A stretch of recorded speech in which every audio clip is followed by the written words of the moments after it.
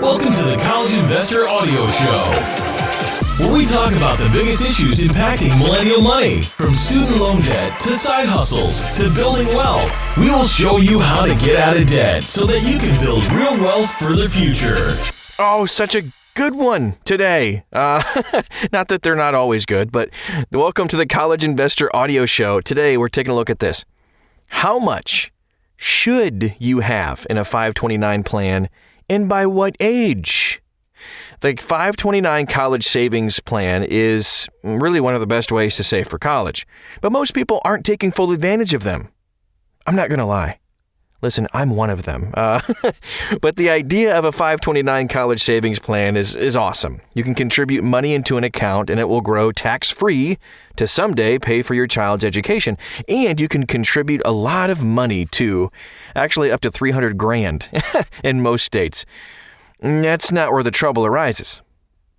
The real trouble comes from rising tuition costs and how much every college savings calculator says you need to save for your child's education. According to the Child Board, or I should say the College Board, the average cost of a public 4-year college, this is public, in 2018 and 19 was $10,230 for in-state tuition. The average cost for a private school, $34,920. Ugh. When you start plugging those numbers into the college savings calculators, suddenly you're supposed to start saving over $500 per month for your child.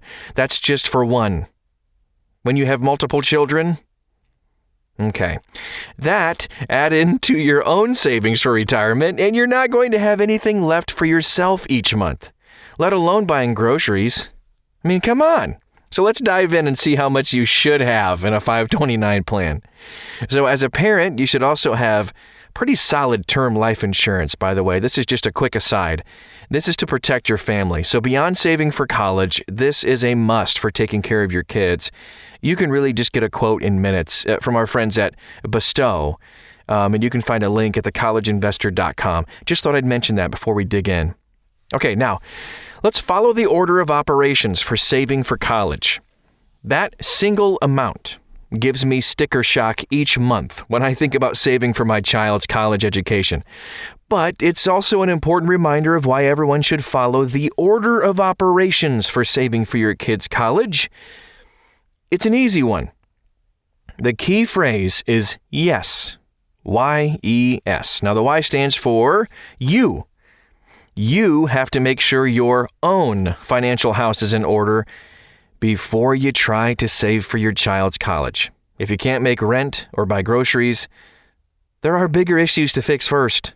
However, the you bucket also includes saving for your own retirement and making sure you have an emergency fund.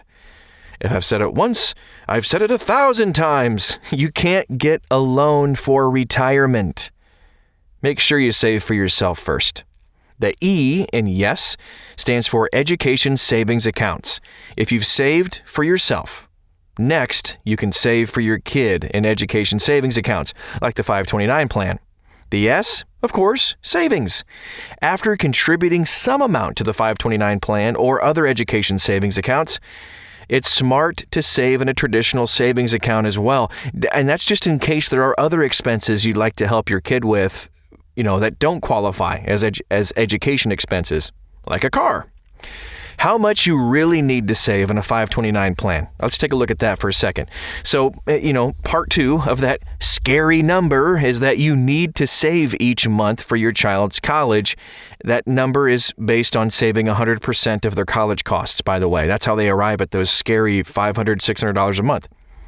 As a parent, you don't need to pay for 100% of their school. Maybe you'll pay for 100% for their public and state tuition, and then the rest is up to them. Or maybe you'll just have a target savings number, and the rest is up to them.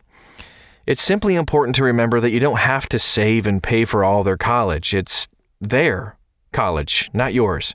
Plus, there are tons of other ways to help them pay for school, from finding scholarships to getting student loans. So instead of stressing out about saving $500 a month for every child in your family, I'm going to make the following assumptions and save based on that. So here are some assumptions. I'm going to go ahead and make these. I'm going to save for an in-state college that currently costs $10,200 per year. I will contribute to all 4 years of college. I will pay 50% of the projected college costs. I'm done contributing to the 529 plan when my child is 18. Sorry, but you're out of the house now. And I expect college costs to continue to increase by 4% per year. I expect to get 6% per year return, at least, on my investments in my 529 plan. With these assumptions, you should be saving about $96 a month for your child's college, or $1,151 a year. Not shabby. That's not too bad at all. We break this down in complete detail. We have this awesome chart you can see at thecollegeinvestor.com. All you have to do is just type in the search bar how much you should have in a 529 plan. And then you'll be able to see this chart. It breaks down what you should have in there from the low end to the high end and everything else in between. Fidelity also has this really cool free calculator. I just did it a few minutes ago. It works awesome.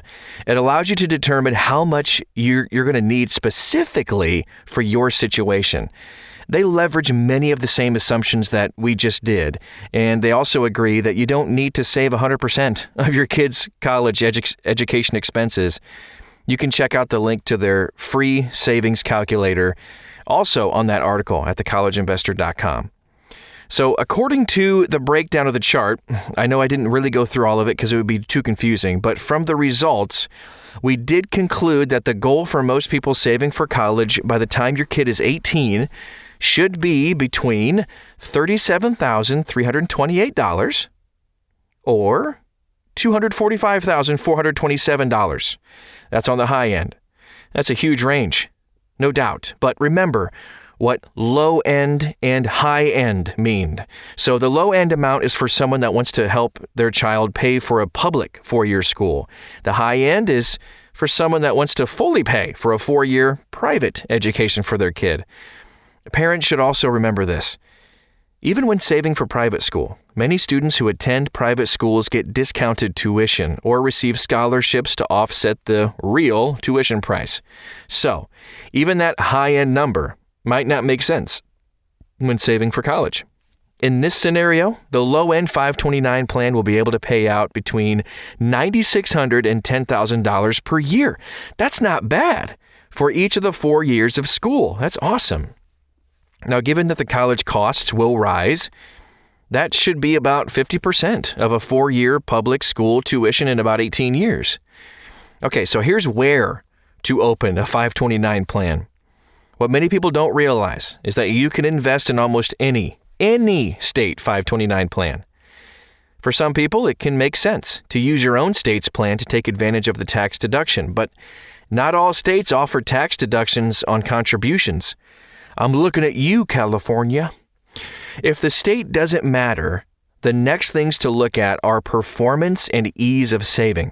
So for performance, you want good performance for low fees. For ease of savings, you look at whether the plan can be connected to savings programs like College Backer. SavingForCollege.com ranks the best plans every year. Of course, there would be a list. What plan you choose depends on the state that you're in. We also have a map at thecollegeinvestor.com where you can click on your own state and see what's going on there too. Now, here's some recommendations to help save for college. Even saving just $100 a month can seem like a pretty daunting task. We understand. I know it is for me. However, when it comes to saving for college, here are some simple tricks that can help. Number 1, save all of your child's birthday and holiday money. No kidding. In many families, kids get money from their grandparents, aunts, uncles, and more.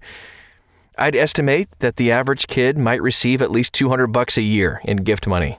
If you save that, you're 20% of the way to fulfilling their annual 529 contribution. Boom! A great way to do this is to use a service like College Backer, like I mentioned earlier. Number 2, look at UPromise by Sallie Mae. It's a free service. It's designed to help families pay for college by simply doing their normal shopping. UPromise offers cash back rewards for linking a credit card or a debit card and then using that card at participating retailers. You can earn anywhere from 1 to 25% back at different retailers. UPromise says that some members are earning at least $1,000 a year. That's almost everything you need to fully fund a 529 plan. UPromise is easy to sign up for. Check it out. We have a link, thecollegeinvestor.com. So here's the last tip that we're going to give you. Focus on earning more money. Instead of looking at where to cut in your budget, just ask yourself, how can I add $100 in income to my budget? I'm a firm believer that anyone can earn an additional $100 a month, and what a better way to put that extra $100 to use than by funding a 529 plan for your child. If you don't know where to start, check out our list of over 50 ways to earn extra money on the side. Over 50 of them! All of it, all of the links, everything you need to know, thecollegeinvestor.com. Thanks again so much for listening today. We'll talk to you again very soon.